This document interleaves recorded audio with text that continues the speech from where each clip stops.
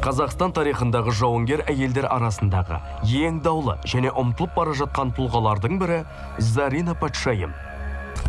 Зарина біздің дәуірімізге дейінгі 4-ші ғасырда сақ көсемдерінің отбасында дүниеге келген. Әкесі массагеттер тайпасының билеушісі болған. Көне түркі тілінен аударғанда Зарина алтын немесе қымбат жауһар деген мағынаны білдіреді. Дәстүр бойынша бұл отбасында көптен күткен және ең қалаулы баланы осылай атаған екен. Қызығы, тарихта Зарина Патшайымның ең жақын серіктерінің есімдері де сақталған. Мысалы, оның жеке оққағарының есімі Күнсұлу екен. Ол 12 жасында 100 жауынгерден тұратын жасақты басқарған. Заринаның бас әскери кеңесшісі де әйел адам. Оның есімі Арнагүл. Зарина 16 жасында сақ тайпаларының массагеттер, парадарайлар, тиграхауттар мен хаумаваргалар біріккен одағын басқарған кедіреге тұрмысқа шығады. Бұл күрделі қиын кезең болатын. Медиалар ұзақ жылдар бойы сақ тайпалары мекендеген аумақтарды басып алуға тырысады. Медиаға қарсы күресті Кедіре патша басқарды. Сақ дәстүрі бойынша Зарина жорықтарда үнемі күйеуінің қасында болып, ерлігін көрсетеді. Бір қиян-кескі шайқаста Кедіре көз жұмады. Осылайша сақ тайпалардың билеушісінің орнына Зарина отырады. Кедіре қайтыс болғаннан кейін ол екінші рет Парфия патшасы мермерге тұрмысқа шығады. Жалпы ол кез жауынгерлердің, жаугершіліктің заманы болды. Парсылар, гректер, одан кейін римдіктер соғысты. Жалпы сол дәуір жаугершілік кезең болады.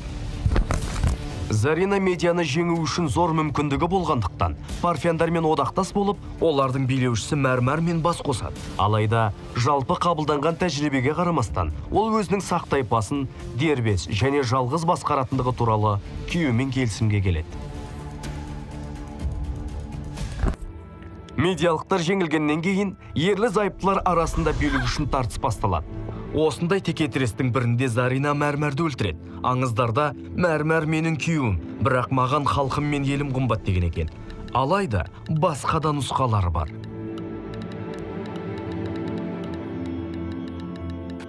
Дана билеуші болған Зарина сауданы дамытудың қаншалықты маңызды екенін түсінді. Сондықтан ол Сырдария өзенінің жағасына үлкен қала Роксонакиді салды. Кейін оның атауы Сығанақ болып өзгертілді.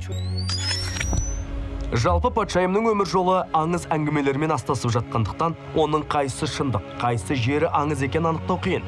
Бізге жеткен деректерге сүйенсек, өз билеушісіне разы болған сақтар, ол бақилық болған кезде әрбір жағының ұзындығы 690 метр болатын пирамидалы қорғанға жерлеген. Өкінішке орай, қазіргі уақытта ұлы патшайымның сүйегі қай жерде жерленгені белгісіз. Зерттеушілердің пікірінше, Заринаның дәуірінде сақ амазонкаларының жасағы құрылған. 12-13 жастағы қыздарды әскерге алып, әскери дәріс өткізген. Садақ ату, найза лақтыруға машықтанған. Кейін Зарина жарлық шығарады. Мұндай сақ қыздарының барлығы алдымен әскери дайындықтан өтіп, содан кейін ғана олар тұрмыс құру құқығына ие болған екен. Бұл әскери жасақ Зарина қайтыс болғаннан кейін де жалғасын табады. Әлемге әйгілі Томирис патшайым да осы жасақтың бірінде дәріс алған көрінеді. Қазір ол Заринаға қарағанда танымал. Есімі мен ерлігі жаһанға жайылды. Томирис ұлын өлтірген парсы патшасынан кек қайтарып, оның басын кесіп алады да, соғыста жеңсем де.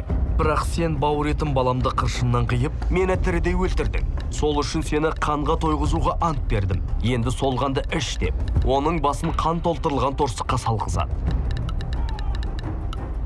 2019 жылы экранға шыққан Томирис фильмі бұл тұлғаға деген қызығушылықты оятты. Жоңғар шапқыншылығы кезінде ерлермен, әкелермен, ағаларымен бірге иқтіресе жоға шапқан Абылай Сұлтанның қызы Айтолқынды, Қарасай батырдың қызы Есен бикені, Бұланбай батырдың қызы Айбикені ерекше айтуға болады. Тіпті Қабанбай батырдың әйелі Гаухар барлау жасағын басқарғаны белгілі.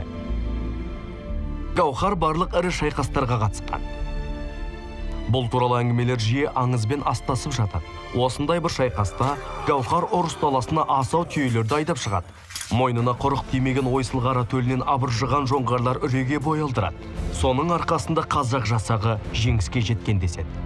Ана атанған Гаухар кейін соғысқа үлкен қызы Назымды жіберген екен. Әбілқайыр ханның әйелі бопайғанша өзінің терең ойлылығымен, қайратты мінезімен, өткір сөзімен іс әрекетіндегі белгілі бір дербестігімен ерекшеленді. Ол күйеуімен бірге аса маңызды саяси мәселелерді шешуге атсалысқан. Қазір оны тіпті Қазақстандағы тұңғыш әйел саясаткер деп те атайды.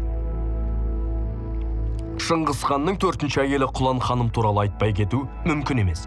Тарихшылар Шыңғыс ханның көп әйелдерінің ішінде оның ең дана болғанын мойындайды.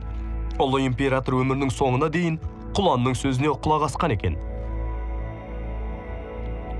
Ұлы Отан соғысы кезінде теңдессіз ерлік көрсеткен қазақтың 3 батыр қызын халық ешқашан жадынан шығармасы анық. Олар өз еркімен майданға аттанып, отан үшін, туған жер үшін ерлермен бірге шайқасты.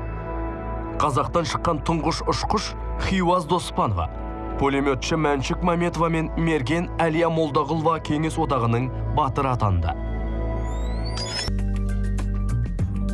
Сонымен қатар ұлан ғайыр даланың қаһарман қыздары бір мезетте бітімгершілік пен жасампаздықтың маңызды миссиясын жүзеге асырды. Бұл кезде олар ру аралық және ірі соғыстар кезінде басқа түскен қиындықты жеңілдете білді.